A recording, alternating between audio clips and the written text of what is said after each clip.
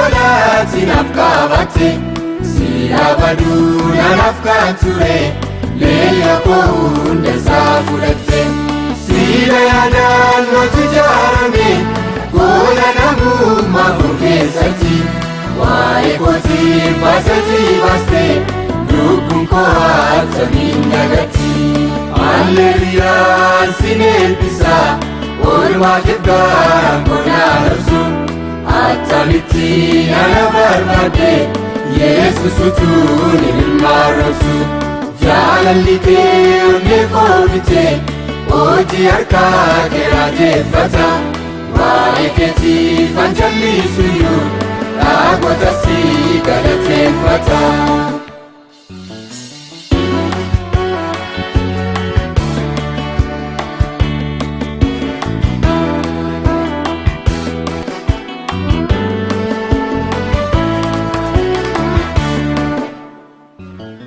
Namni hundu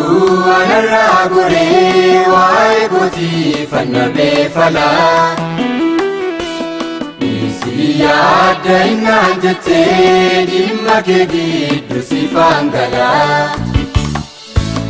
Afan koyo chalise sae garanko nandai chalisu Wasibaye akumachite Yesus lubuko anafaisu Alleluya sinebisa Olma kibgaran kona harsu Atamiti anabarbade Yesus utuni milmarosu Jalalike unekobite Oji arka keraje fata Waeketi fanjali suyu Agotasi galate fata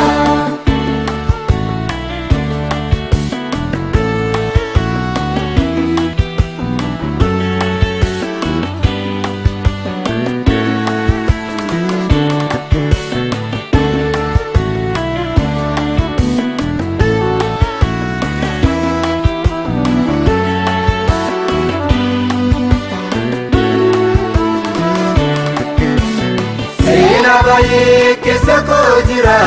Dubachuuf kana dirqisiise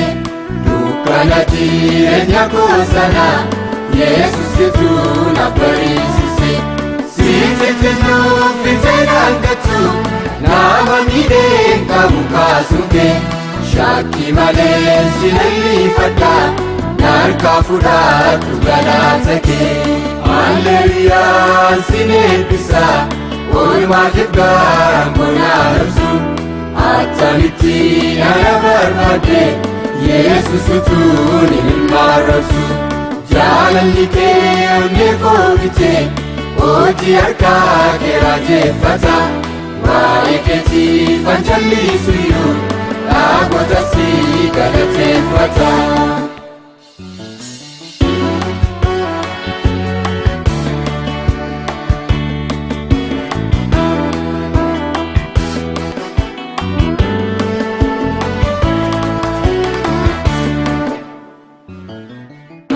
Undang gali kabame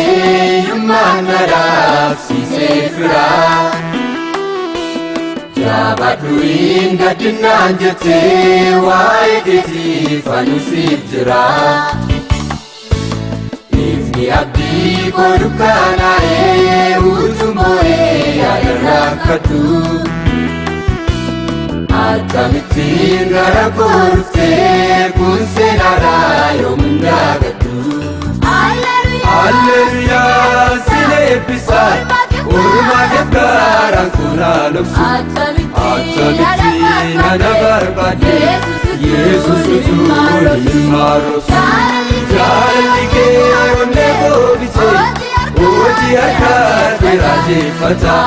Waeketi fanjali suyu